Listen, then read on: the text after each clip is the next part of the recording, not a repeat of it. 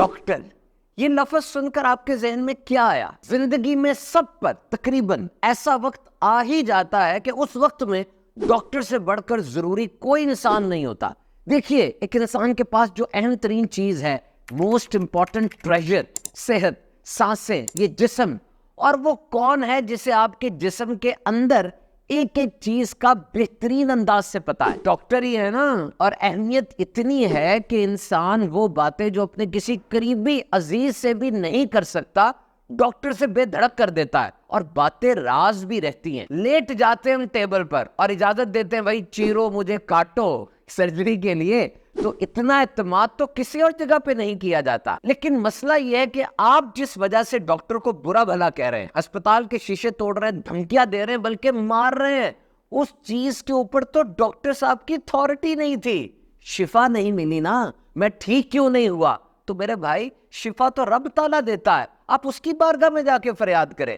آپ کی بات کو ڈاکٹر صاحب نے صحیح سے سنا، سننے کے بعد دوائی لکھ دی، یہاں ان کا کام ختم ہو گیا۔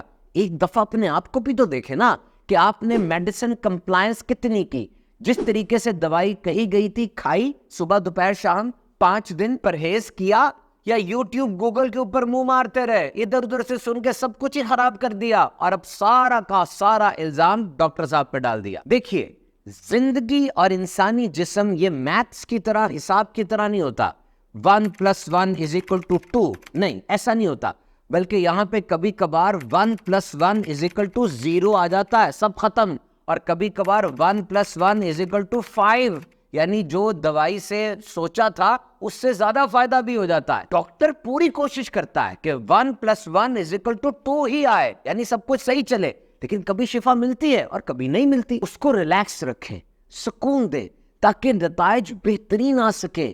دیکھیے، آپ کو اپنے طبیب یعنی ڈاکٹر پر اعتماد کرنا ہوگا۔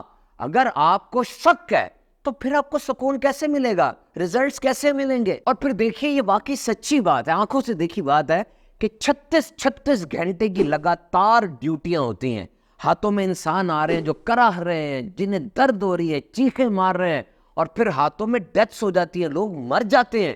تو ڈاکٹر صاحب بھی گوشت پوشت اور جذبات کے بنے ہوئے انسان ہیں، کیا ان پہ امپیکٹ نہیں ہوتا ہوگا؟ اور ایسے ماحول میں جو ملے، جہاں ملے، وہی کھانا کھا رہے ہوتے ہیں، resting whenever and wherever they can، یعنی جس جگہ پر اور جس وقت میں تھوڑا سا موقع ملا وہی آرام کر لیا۔ اور اکثر جگہوں پہ ڈاکٹر روم ایک ہی ہوتا ہے، اور ایک دم سے وہاں پہ دھڑ دھڑ دھڑ ہوتی ہے، اور مریضوں کے لواحقین اندر داخل ہو جاتے ہیں۔ کتنا بڑا سیکیورٹی رسک ہے یہ۔ دیکھیے، مریض کو درد دور کرنے والا ٹیکہ لگا دیا گیا ہے، اب کچھ دیر لگتی ہے نا دوائی کا اثر آنے میں، اور کبھی کبھار حالت ایسی ہوتی ہے کہ 100% درد دور نہیں ہوتی، کچھ نہ کچھ سہنا پڑتا ہے۔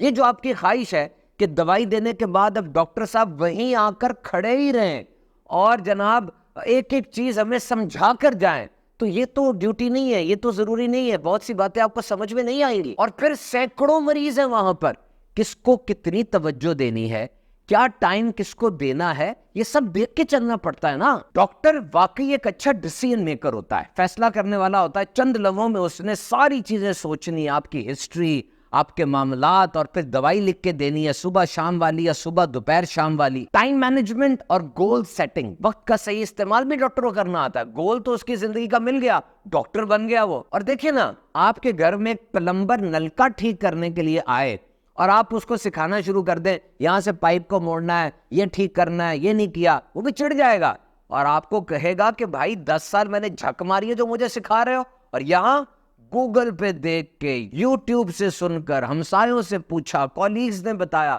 وہ سارا علم آ کے ڈاکٹر پہ جھاڑ رہے ہوتے ہیں جس نے 10 سال لگا کر اتنی محنت سے ایک ڈگری حاصل کی، اور پھر بھی وہ صبر و تحمل کے ساتھ سن کر جواب دے رہا ہوتا ہے۔ اور پھر یہ طریقہ کہ جی ہمسائے کے بیٹے کو تو 2 وقت کی دوائی کے بعد آرام آ گیا تھا، مجھے تو آرام ہی نہیں آ رہا، ڈاکٹر ہی خراب ہے۔ او بھائی، اس کے جینز مختلف ہیں، اس کی فیملی ہسٹری کیا تھی، اس نے دوائی کس طریقے سے استعمال کی، اصل بیماری کیا تھی، یہ تو ڈاکٹر صاحب ہی بتائیں گے نا۔ اور اگر آپ کو دوائی سے آرام نہیں آیا تو آپ پھر دوبارہ ڈاکٹر صاحب کے پاس جائیں، فالو اپ رکھیں، دوائی تبدیل کی جائے گی، علاج کا طریقہ تبدیل ہوتا ہے، اور پھر ایک رزلٹ نکلتا ہے. Doctors are working in under resourced and under staffed environment.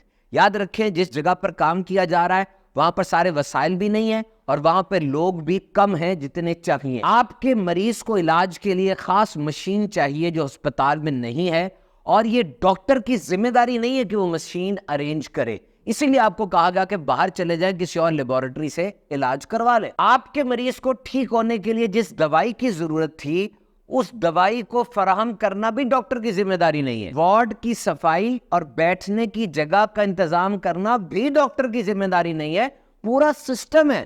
ہسپتال میں ڈاکٹر اہم ترین ضرور ہے, لیکن صرف ڈاکٹر تو نہیں ہے نا, ایڈمن اور سارے لوگ ہوتے ہیں وہاں پر. دیکھیے ہر پروفیشن میں سارے ہی درست ہو ایسا نہیں ہوتا, کالی بھیڑیں ضرور ہوتی ہیں اور ان کو کریکٹ بھی کرنا چاہیے, اصلاح کرنی چاہیے. لیکن میں نے اپنی آنکھوں سے دیکھی ہے بات یہ کہ بچہ لاوارث پیدا ہوا اور جس ڈاکٹر نے وہ سارا پروسیجر کیا تھا اس نے کئی مہینے اس کے ڈائپر کا دھیان رکھا, اس کے دودھ کے پیسے دیے. ہمارے ایک ڈاکٹر صاحب تھے, میں وہیں تھا, وہاں پر 24 گھنٹے ہو گئے تھے ان کو جاگتے ہوئے, ڈیوٹی کر رہے تھے. اچانک ایک نوجوان آیا, اس کا موٹر سائیکل ایکسیڈنٹ ہوا تھا, بہت حالت خراب تھی.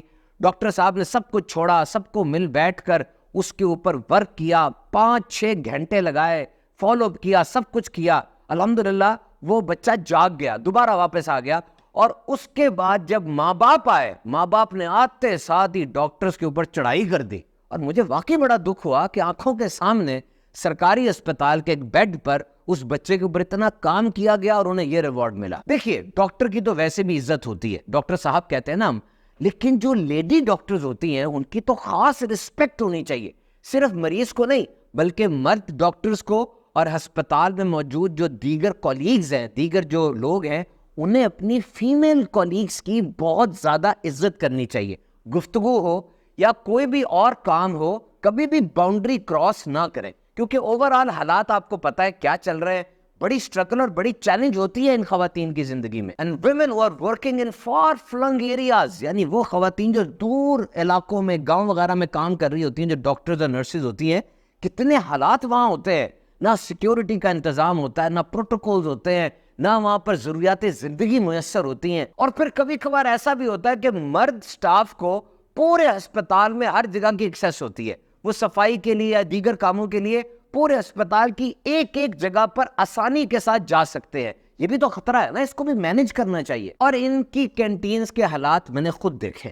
ملک شیک تو پراپرلی وہاں کس ٹیسٹ کا اور کس کوالٹی کا ہوتا ہے, بسکٹس وہاں برانڈڈ نہیں ہوتے. آپ کو ڈینگی کی دوائی دینے والے کے اپنے کمرے میں ڈینگی کے مچھر پوری کالونیز کی صورت میں موجود ہوتے ہیں.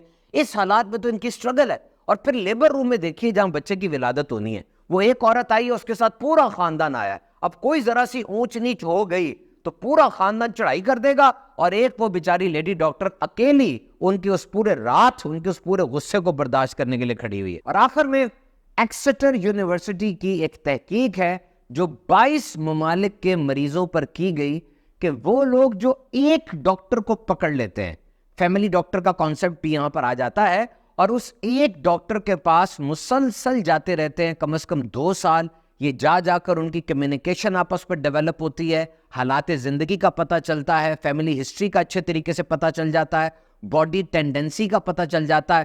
تو ایسے لوگوں کی صحت زیادہ اچھی رہتی ہے. تو زیادہ بے اعتمادی کا اظہار نہ کریں اور معاشرے کے اس اہم ترین فرد کو عزت دیں.